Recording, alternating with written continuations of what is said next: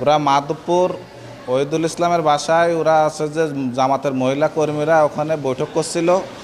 বৈঠক করার পরে ওখানে মাধবপুরের কিছু স্থানীয় লোকজন ওরা সবাই ওখানে একত্রিত হয়ে ওখানে কি হচ্ছে এই বলে যায়, যাওয়ার পরে যে ওখানে বিতর্কিত মনে করেন যে গ্যাঞ্জাম সৃষ্টি হয়ে যায়, এই যে তারপরে মারামারিতে রূপ নাই। আমাদের লোকজন গেল, ওরা তাবলিগ করছিল, তো তাই কইলো যে তোমরা এইসব তাবলিগ করো না, এই কথা কইতে গিয়েছি, আর ওরা লোকজন ধরে মেরেছে। আমরা তো আর মারতে যাইনি।